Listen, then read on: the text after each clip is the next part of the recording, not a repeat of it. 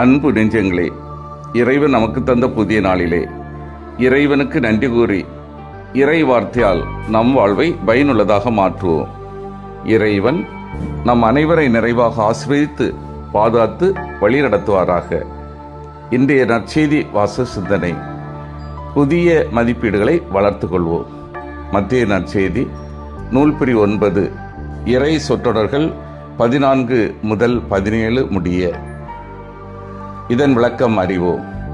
இயேசுவிடத்தில் நோன்பு பற்றிய இக்கேள்வி எழுப்பது யார் என்பதில் மத்தேயு அடுத்த 2 நற்செய்தியாளர் மார்க், லூக்கா ஆகியோரிடமிருந்து வேறுபடுகிறார். யோவான் சீடர் பரிசேயர் நோன்பு இருக்கிறதை அறிந்த சில ஆண்டவரிடம் அவருடைய சீடர் குறித்தும் கேள்வி எழுப்புகின்றன. திட்டவட்டமாக இக்கேள்வி எழுப்பிய பொறுப்பை யோவானுடைய சீடர் மேல் வைக்கிறார். இதற்கும் ஒரு காரணம் உண்டு. யோவானுடைய சீடர் கிறிஸ்தவ நற்செய்தி பரவ தொடங்கிய பின்னும் நீண்ட நாட்கள் தனித்து இயங்கி இயேசுவை விட தங்கள் குருவாகிய யோவானே பெரியவர் என வாதிட்டு வந்தன. கூட்டு சேர்ந்து திரு அவையை தாக்கியவரும் கூடும். எனவே மத்தேயுவின் காலத்து எதிரொலியே இங்கு ஆண்டவரோடு வாதிட்டவர்கள் யோவானுடைய சீடர் என அடையாளப்படுத்தப்படுகிறது எனலாம். நோன்பு இருத்தல் என்பது வெளியே தெரியாமல் செய்யப்படுவதுதான் என இயேசு எச்சரித்துள்ளார். ஆனால் பரிசேயரின் சீடரும் யோவான் சீடரும் அதை ஒரு வெளிப்படையாக சடங்காக கடைபிடித்தார்கள். மேலும் நோன்பிருத்தலின் நோக்கம் பாவத்தினால் உண்டாகும் மன வருத்தத்தை வெளிப்படுத்துவது என்ற பொருளில் இயேசு பேசுகிறார். இயேசுவின் சீடர் அவர் தங்களோடு இருப்பதனால் மகிழ்ச்சியாகத்தான் இருக்க முடியும். ஒருவேளை ஆண்டவர் அவர்களோடு இராத நாட்களில் அவர்கள் இயல்பாக நோன்பு இருப்பார்கள் என்கிறார். நோன்பு உள்ளார்ந்த உணர்வுகளின் செயல் வடிவமாக இருக்க வேண்டும். அது ஒரு சடங்காக மாறுவது நற்செய்தி வாழ்க்கைக்கு பொருந்தா பழக்கமாகிவிடும். அன்பார்ந்தவர்களே, இயேசுக்கு முன்னால் ஒரு கேள்வி எழுப்புகின்றன. திருமுழுக்கு யோவான் சீடரும் பரிசேயரும் நோன்பு இருக்கிறோம், ஆனால் உங்கள் சீடர்கள் ஏன் நோன்பு இருப்பதில்லை? இயேசு 3 உவமைகள் மூலம் பதில் தருகின்றார்.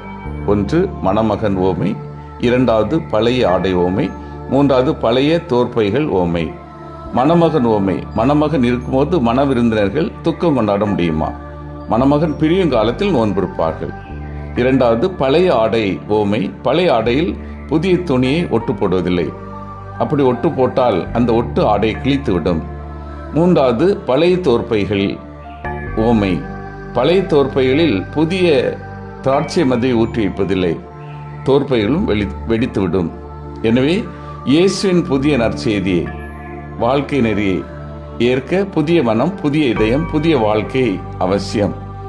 நோன்பு இயல்பாக நல்லது, உடல் ஆரோக்கியம் தருகிறது, ஒழுக்கமான வாழ்க்கை வாழ தூண்டுகிறது, ஏழைகளின் துயரங்களை உணரச் செய்து உதவ முன்வர செய்கிறது, வாழ்வின் தவறுகளை உணர்ந்து திருந்த வழி செய்கின்றது.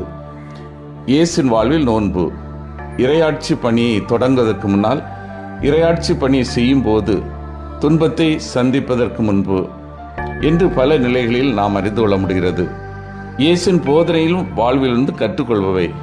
எந்த நேரத்தில் எதை செய்ய வேண்டுமோ அதை செய்கின்றார். மகிழ்ச்சி காலத்தில் அதற்குரிய செயல்கள், துன்ப காலத்தில் அதற்குரிய செயல்கள். குறிப்பாக சமநிலை வாழ்க்கை முறைகள் அவசியம். சிந்தித்து தியானித்து செயல்படுவோம். என்னிடம் தவறான மனநிலை மதிப்பீடுகள் உள்ளதா? நான் புதிய கருத்துக்களை, புதிய சிந்தனைகளை திறந்த மனதோடு ஏற்றுக்கொள்கின்றேனா? எந்த நேரத்தில் எதை செய்ய வேண்டுமோ அதை உள்ளன்போடு நான் நிறைவேற்றுகின்றேனா? மன்றாடுவோமாக. வல்லமை மிக்க இறைவா, எங்கள் மத்தியில் உள்ள தவறான மனநிலை மதிப்பீடுகள் எல்லாம் அகன்று புதிய கருத்துக்கள், புதிய சிந்தனைகளை திறந்த மனதோடு ஏற்றுக்கொள்ளவும், எந்த நேரத்தில் எதை செய்ய வேண்டுமோ அதை உள்ளன்போடு நிறைவேற்றவும் வரம் தாரும். ஆமீன்.